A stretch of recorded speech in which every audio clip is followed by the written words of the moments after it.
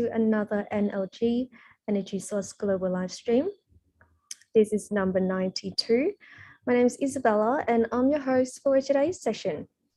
Now, I know that for the past couple of days, many of you might have been quite busy trying to navigate your way through the registration process for the upcoming level 3 and 4 in Kuala Lumpur, Malaysia.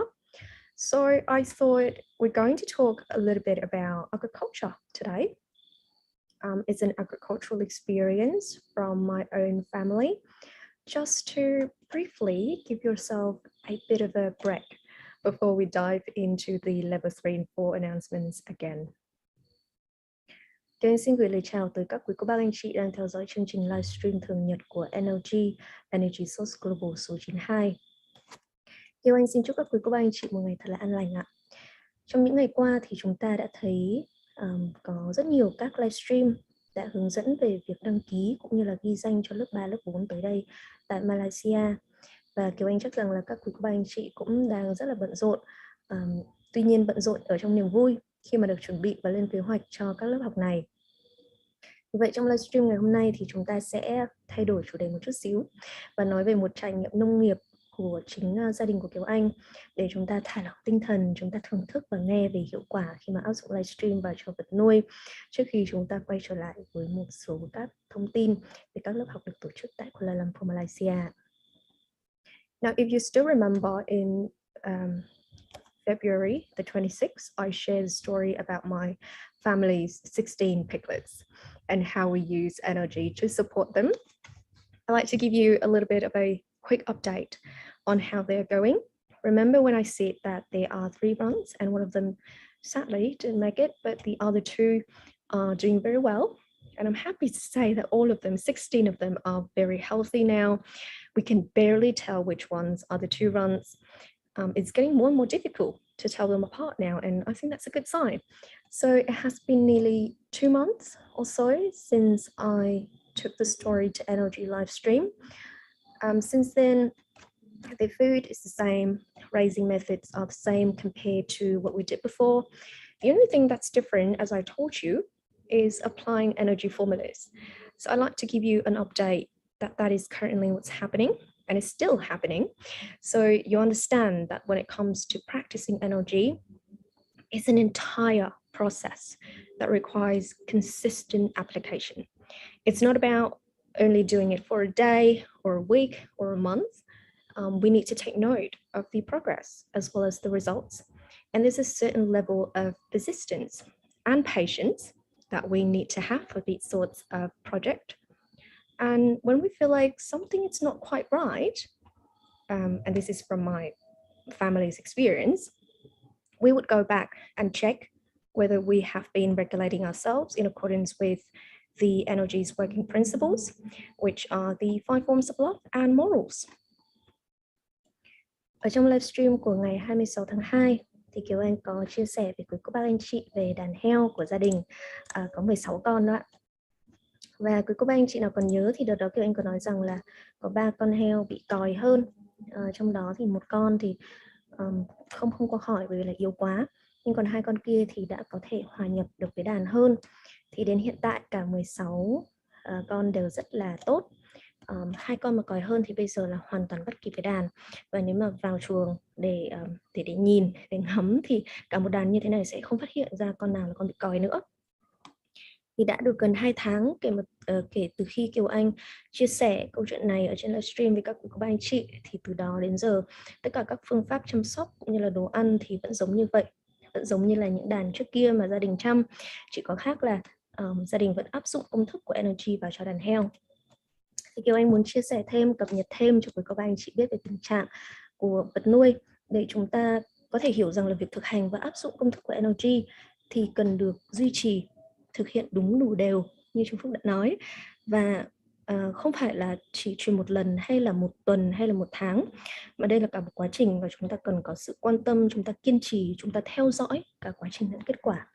Và điều cốt lõi nhất là theo kinh nghiệm từ các thành viên gia đình của Kiều Anh thì chúng ta cố gắng thay đổi bản thân theo như là 5 yếu tố tình thương và đạo đức. Và khi mà chúng ta thay đổi bản thân tốt thì chúng ta mới có thể hỗ trợ được những thứ xung quanh ạ. Now, other than giving you an update on the piglets, I also have another agricultural experience with very promising results, and that is raising quails. Now, where I'm from, this is completely legal, and we're not raising them for hunting, but for consumptions like many other countries do. My family has gone through quite a few bevies of quails, and we see how potential is looking before I actually take it to this live stream and present to you. Something important to note is that my family doesn't have a lot of experience when it comes to raising quails. So, but nevertheless, we're very interested to learn. So we actually asked someone else who has a lot of experience. He has spent a lot of time working with these birds. He knows everything from A to Z, and it's just something that he's been working on for a very long time. So he provided us with basic information and suggestions, such as the preferred temperature for the quails, what they eat, raising methods, things to look out for, weight according to days, mortality rate, etc. Dạ vâng, hôm nay thì ngoại trừ việc cập nhật về đàn heo thì Kiều Anh cũng muốn chia sẻ thêm với quý cô bác anh chị về một kết quả mà cũng rất là có tiềm năng ở trong chủ đề nông nghiệp vật nuôi, đó là nuôi chim cút. Đến nay thì gia đình Kiều Anh đã nuôi được một vài lứa rồi và thấy kết quả bắt đầu đều, bắt đầu hiệu quả rồi thì Kiều Anh mới lên để chia sẻ với quý cô bác anh chị. Thực ra thì gia đình của Kiều Anh thì thực sự là chưa có nhiều kinh nghiệm để nuôi chim cút. Vì vậy nên phần kỹ thuật thì đã phải hỏi ý kiến của một người mà họ nuôi chim cút rất là nhiều năm, họ rất thành thạo và họ hướng dẫn cho gia đình con cách chăn nuôi như thông thường, bao gồm một số những thông tin, những gợi ý cơ bản như là việc về nhiệt độ, cách chăm sóc, đồ ăn cũng như là tỷ lệ sống và trọng lượng theo ngày tuổi, vân vân. Now, of course, other than the standard instructions, we also apply the formulas, the NLG formulas to the quails, as we did for the piglets. So one day before the baby quails comes in, my family use NLG formulas. We send lots of loving energy to the area where they will be raised. And then the next day we transport them into this area that is their new home. And with this bevy, it contained 2,000 baby quails. And we continue to transmit energy to these quails from the first day until the day they're ready to go, so they can grow well and be healthy. And around the 2nd of April, which would have been 21 days from the day we start raising them, we were informed by the person who instructed us that they are ready to put out there in the market for consumption. And of course, they are slightly smaller because they're only 21 days old. So they're smaller than the normal 45 days old quails, but it really comes down to consumption preference.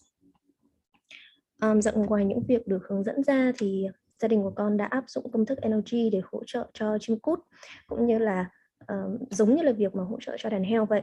Và trước một ngày khi mà chim cút vào chuồng thì gia đình con sử dụng công thức của NLG, gửi tình yêu thương, phát tâm nguyện yêu thương vào trong chuồng chim. Sau đó thì bắt đầu tính từ ngày đầu là thả 2.000 con chim cút vào chuồng. Từ đó cho đến khi chim cút được xuất chuồng thì ngoài việc chăm sóc như đã được hướng dẫn ra thì gia đình của con vẫn thêm vào là việc thực hiện công thức NLG để cho chim cút được khỏe mạnh và phát triển tốt. Vào ngày mùng 2 tháng 4, có nghĩa là vào khoảng 21 ngày kể từ khi nuôi thì đã có thể đạt để xuất chuồng rồi. Tất nhiên là chim cút 21 ngày tuổi thì sẽ không lớn như là chim cút 45 ngày tuổi. Ví dụ mà quý cô bác anh chị nào nhà có nuôi chim cút thì cũng sẽ biết. Tuy nhiên là theo kinh nghiệm của gia đình con đến giờ đã nuôi mấy đàn rồi. Và theo cái lời hướng dẫn của người nuôi chim cút thì có nói là từ 20 ngày trở ra là có thể xuất được rồi và tùy theo nhu cầu sử dụng. So throughout this entire process, the person who instructed us gave really interesting information. He said that normally, according to his experience, the mortality rate of the number of quails that can't grow very well on average would be 10%. Now, there's a lot of factors that we need to take into consideration. For example, my family are complete beginners in raising quails, and the weather wasn't very good. It was kind of cold for these birds then. So that means out of these 2,000 quails, the instructor said that it would be very much expected that we would lose about 200 of them. But surprisingly, and this is very positive news, we only lost about 21 quails, which is 1.1% and I have rounded up that number. So the beverage before this has a mortality rate of around 2.5%, but still there's nowhere near as much as 10% as the instructor said, and the average weight is about 103 grams at 20 days old, slightly heavier than what the instructor told us, which is 97 grams for quails from 15 to 21 days old. So of course, as you expect, we will keep going with the formulas and see what it's like in the long term. Dạ, điều đặc biệt là người hướng dẫn nuôi chim cút còn nói với gia đình của con là thông thường theo kinh nghiệm của chú đó thì tỷ lệ mà chim cút không đạt, chim cút bị hỏng sẽ là 10%. Và nhất khi là gia đình của con thì mới nuôi và thời tiết lúc đó thì cũng hơi lạnh và không ổn định.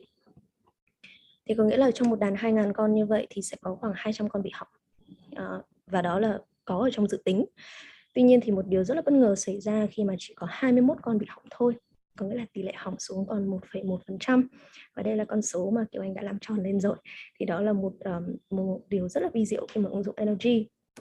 Và đàn trước đó thì tỷ lệ hỏng cũng chỉ khoảng 2,5%. Có nghĩa là mặc dù có hỏng nhưng mà con số thì thấp hơn rất là nhiều so với con số 10% như là người hướng dẫn có nói. Và khi đem ra cân thì trung bình trọng lượng tương đương của một con sẽ vào khoảng 103 gram, đó là vào 20 ngày tuổi, cao hơn một chút xíu so với thông tin từ người hướng dẫn nuôi chim cút, đó là 97 gram cho chim cút từ 15 tới 21 ngày tuổi. Thì gia đình của Kiều Anh cũng rất là mong muốn tiếp tục sử dụng công thức của NLG vào trong chăn nuôi để về lâu về dài xem còn có những kết quả tích cực nào khác nữa. Now, for those of you who might be familiar with quails, they can smell and they taste like a molly, gamey chicken, but ours quail don't.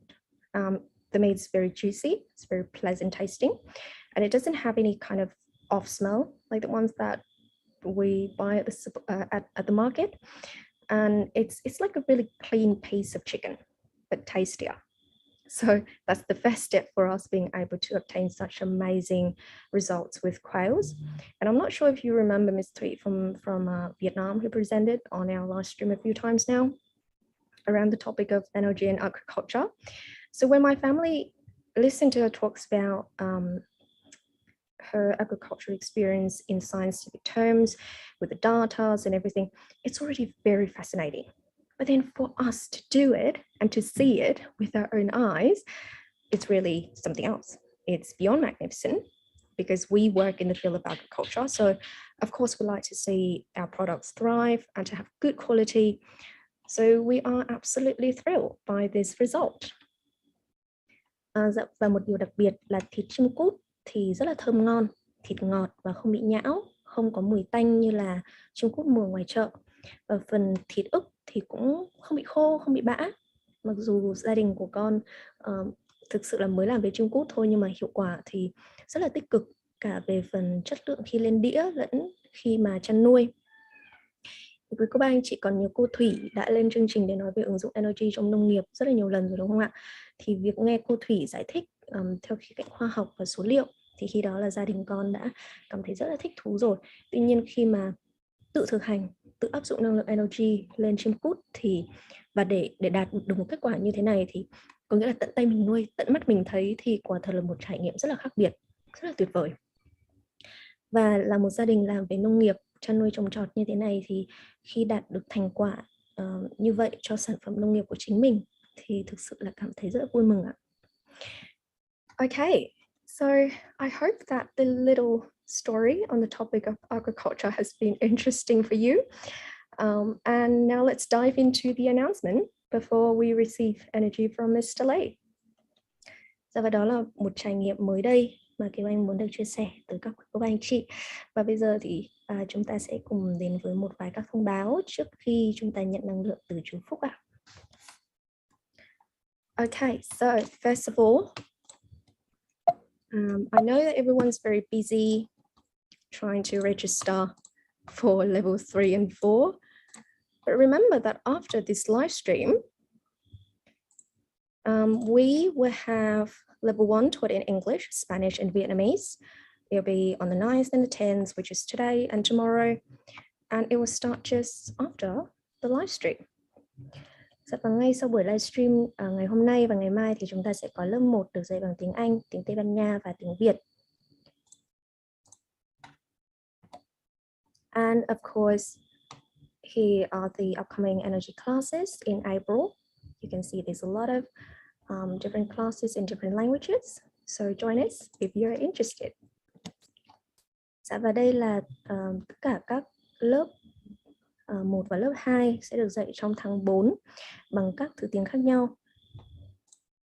Và quý cô anh chị nào mong muốn tham gia thì có thể xem lại phần này ạ. Okay, now let's have a look at the level 3 and 4 announcement.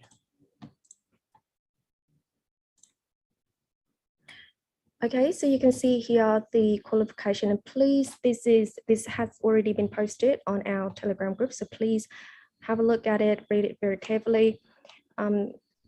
There are requirements or qualification for the level 3 and 4. You can see the location, the date, the time, as well as the amount of contribution. Please note that this contribution amount that includes venue fees and tea breaks, but it does not include travel expenses, meals, or accommodation. Now, how to sign up? First of all, you sign up for an account on our website, NLG, energysource.org. It's called the Members Back Office. And once you're in, please fill in all of the blank space in your profile area. Once you're done with that, you can proceed to contribute the amount according to the classes. And for anyone who needs help, please contact the regional hotlines. Now, once you're done with that, you can log back in to your members back office and you upload donation receipt. So what you need to upload is a screenshot of your email that you receive from Stripe with details of the receipt number. Now, some people have sent us photos, but apparently it's the wrong document. So I'll show you very quickly now what the correct document looks like. Okay, so on the left-hand side over here, we can see that these are the ones that we're supposed to upload. It'll be sent to you from Stripe or Zelle, depends on which one you use. And you can see that it has the receipt number here, nice and clear at the top in blue. Whereas on the right-hand side, these are just, they're simply the thank you statement that you would get after you make the contribution, but it doesn't have the receipt number like over here. Okay, so make sure you upload the correct document.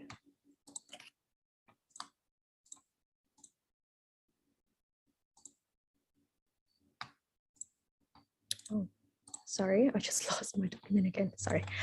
Here we go. And in the remarks area, please write down, please verify the class that you would like to attend.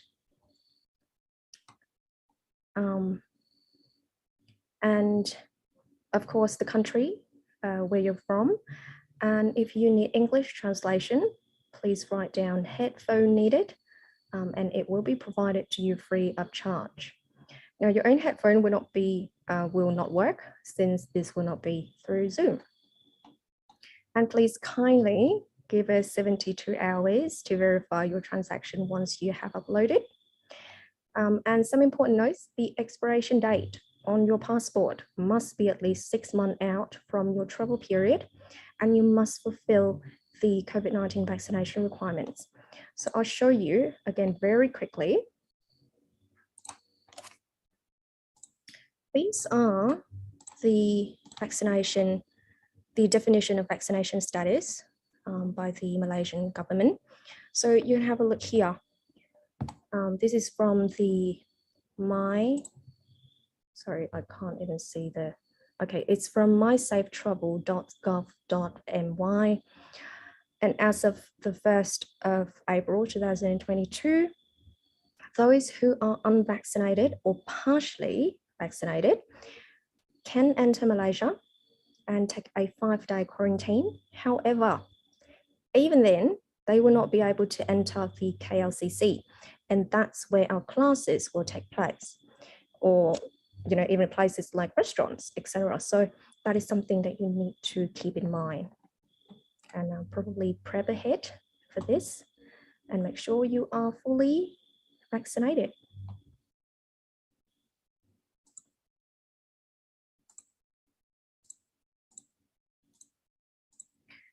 And of course, we do not accept any other mode of contribution. Hence, please do not contribute money to any individual who claims to be a representative of NLG. And for US residents, you may contribute to our Zelle account. So here is our Zelle account number. And in the memo area, please write down your name, and you verify which class you would like to enroll in. And also, there is no registration by a registration link. So once you have uploaded your contribution, we will then send you an email to confirm your contribution and participation in Kuala Lumpur. And we will only confirm once your name, your email address, and your phone number are in your profile. So please follow our Telegrams and Facebook channel for additional detailed instruction. And for further inquiries, please contact the hotline numbers nearest to you. So I'll show you the hotlines now, please, because it's very busy. I know that everyone's wanting to get the information that they need and support that they need. So please email or text only. We have hotlines in Asia, Australia, Canada, Europe, USA, and Vietnam. And please make sure that for those who are in the US and Vietnam, please contact the correct hotline according to the initial of your last name. Now, something really important is that we, on our Telegram groups, we have created a few Telegram groups. I know that there's one for English for level 3 and 4. And if you join, then you can read all the questions that have been asked by other people. So make sure that you have a look and you join us so that you can get more information for level 3 and 4 in Kuala Lumpur. Okay, now I will translate that very quickly into Vietnamese. Và sau đây là thông báo của lớp 3 và lớp 4 tại Kuala Lumpur. Quý cô bác anh chị có thể nhìn ở đây về điều kiện đăng ký, và bản thông báo này thì đã có ở trên kênh Telegram rồi, vì vậy quý cô bác anh chị có thể tìm và đọc lại thật kỹ ạ. Ở đây có điều kiện đăng ký trước khi chúng ta vào lớp 3 và lớp 4, cũng như là địa điểm mà lớp học sẽ được diễn ra, cũng như là ngày, thời gian và khoản đóng góp. Quý cô bác anh chị lưu ý là về khoản đóng góp này thì chỉ bao gồm chi phí hội trường, tổ chức lớp học, nước uống và bánh ăn nhẹ. Còn học viên sẽ tự túc về phần vé máy bay, chi phí đi lại, ăn uống và chỗ ở. Về cách đăng ký thì đầu tiên quý cô bác anh chị sẽ cần một tài khoản. Tạo một tài khoản ở trên trang web của NLG là nlg.energysource.org. Và sau đó chúng ta sẽ điền thông tin cá nhân và chỗ trống ở trong đơn đăng ký thành viên. Sau khi chúng ta có tài khoản thành viên ở NLG rồi thì chúng ta sẽ tiếp tục với phần đóng góp dựa trên các lớp mà quý cô bác anh chị muốn được tham gia. Và chúng ta có thể làm phần đóng góp này ở trên trang web của NLG luôn ạ. Và quý cô bác anh chị nào cần sự giúp đỡ thì vui lòng liên hệ với hotline theo khu vực quốc gia. Sau khi chúng ta đã đóng góp xong rồi thì quý cô bác anh chị sẽ đăng nhập lại vào tài khoản của mình và đăng tải hóa đơn đóng góp. Có nghĩa là chúng ta sẽ chụp màn hình email mà quý cô bác anh chị nhận được từ Stripe với các chi tiết về số biên nhận của số tiền đóng góp. Và một số các quý cô bác anh chị mặc dù là đã đăng tải hình ảnh lên rồi nhưng lại đăng tải hình ảnh chưa đúng. Vì vậy thì anh sẽ chia sẻ về ảnh chụp màn hình đúng ạ. Quý cô bác anh chị có thể nhìn thấy ở bên tay trái đây. Đây là ảnh chụp màn hình đúng mà chúng ta cần phải đăng tải lên tài khoản để ban tổ chức có thể xác nhận được khoản đóng góp của quý cô bác anh chị. Sau khi chúng ta đóng góp thành công thì quý cô bác anh chị hãy kiểm tra email của mình, bởi vì phần này sẽ được gửi vào email của quý cô bác anh chị ạ. Và quý cô bác anh chị sẽ thấy là ở trong email chúng ta sẽ nhận được một thư xác nhận về khoản mà chúng ta vừa đóng góp có mã số biên nhận màu xanh dương ở phần trên đây. Còn những hình ở bên phải bên này thì chỉ là thông điệp cảm ơn sau khi mà chúng ta hoàn thành phần đóng góp thôi, chứ không phải là phần hình ảnh mà ban tổ chức cần để có thể xác nhận cho quý cô bác anh chị. Vì vậy chúng ta lưu ý là chúng ta cần phải đăng tải hình ảnh chính xác ạ.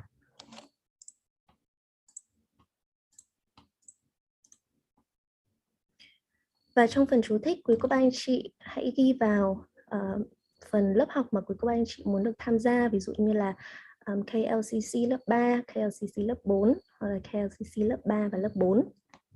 Cũng như những thông tin về quý cô bác anh chị đến từ nước nào. Và nếu như chúng ta cần nghe tiếng Anh thì hãy đề thêm là headphone needed, thì tai nghe sẽ được cung cấp miễn phí. Và tai nghe riêng của quý cô bác anh chị sẽ không dùng được bởi vì chúng ta sẽ không dùng Zoom đâu ạ. Quý cô bác anh chị vui lòng cho ban tổ chức 72 giờ đồng hồ để xác nhận thông tin đăng ký thành công qua email cho quý cô bác anh chị ạ. Một số những điều cần lưu ý là quý học viên bắt buộc cần phải có hộ chiếu, còn thời hạn ít nhất là 6 tháng khi xuất cảnh và phải tiêm đầy đủ các mũi vaccine COVID-19. Tôi sẽ chia sẻ thêm một chút về các liều COVID khi chúng ta tiêm chủng. Thì theo thông báo hiện tại của chính phủ Malaysia, từ ngày 1 tháng 4 năm 2022 thì học viên chưa trích đủ các mũi tiêm theo quy định, có nghĩa là chúng ta sẽ được xếp vào phần là tiêm phòng một phần chứ không phải là tiêm phòng đầy đủ, thì sẽ không thể vào KLCC, và đó là nơi mà chúng ta sẽ tổ chức các lớp học của NLG. Mặc dù là quý cô bác anh chị vẫn có thể đến Malaysia và cách ly 5 ngày. Và trường hợp trên 60 tuổi trích 2 mũi vaccine tuy nhiên lại bị F0 nên phải đợi 6 tháng sau mới có thể trích được mũi 3 thì cũng sẽ tính là tiêm phòng một phần thôi, chứ không được tính vào là tiêm phòng đầy đủ. Quý cô bác anh chị có thể tua lại về phần này và xem thật kỹ về các yêu cầu vaccine của chính phủ Malaysia.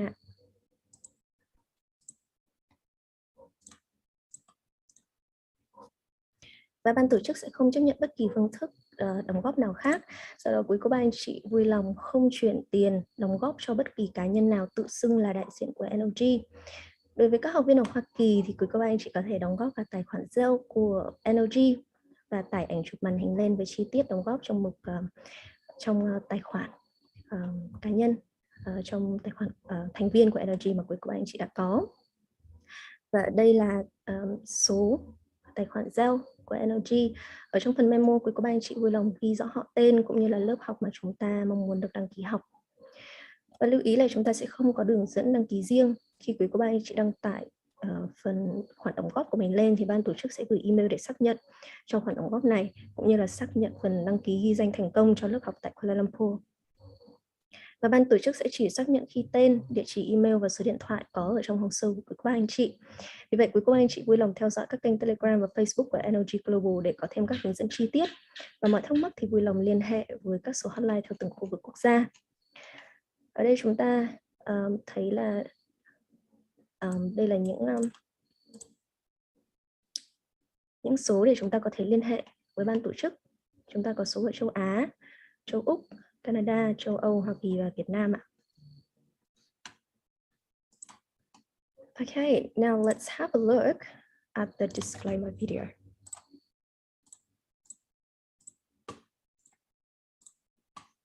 Welcome, ladies and gentlemen, to our NLG livestream. Mr. Lee would like to send the NLG energy to the beloved audience. When he says start, please look into the middle of his forehead and imagine you are receiving NLG into your forehead. Then just relax and let this loving energy absorb to your body for 5 minutes and 30 seconds until Mr. Lee says done. Trong sự kiện hợp nhất tình thương kiến tạo hạnh phúc của NLG Chống Nông Việt Nam, mời quý cô bác anh chị cùng đón nhận những năng lượng an lành từ chú Phúc. Khi chú Phúc nói bắt đầu, quý cô bác anh chị nhìn vào trán của chú Phúc, hình dung nhận năng lượng từ trán của chú vào trán của quý cô bác anh chị và để năng lượng tự lan tỏa cho đến khi chú Phúc thông báo hết dần.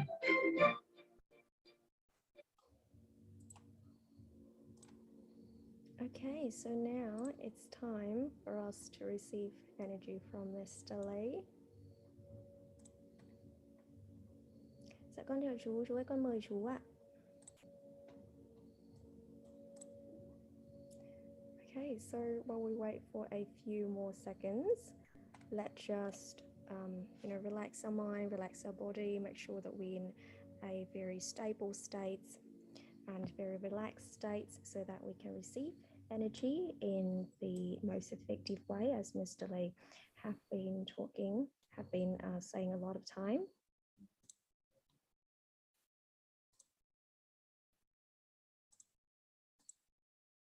Dạ, con mời chú ạ.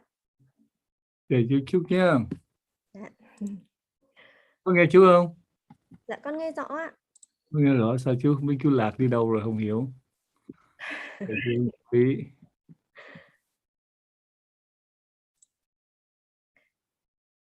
Dạ, và trong khi chờ đợi thì các anh chị chúng ta hãy cùng thả lỏng cơ thể, thả lỏng tinh thần để chúng ta có thể nhận năng lượng từ chú Phúc một cách hiệu quả nhất.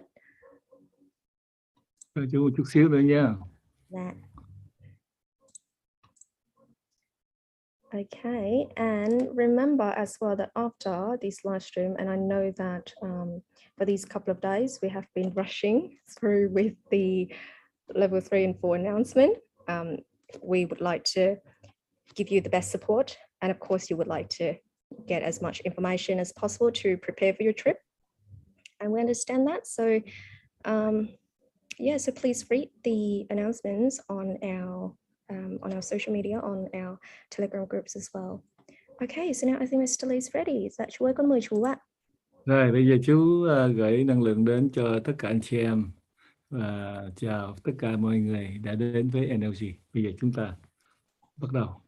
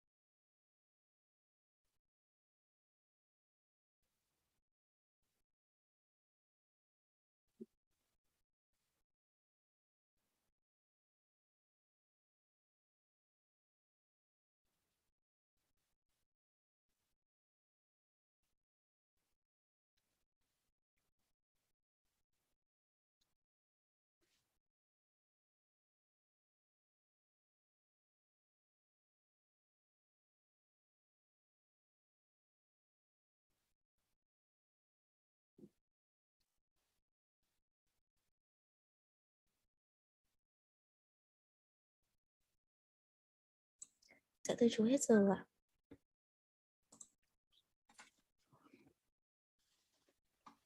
Rồi bây giờ chú chào tạm biệt tất cả anh chị em.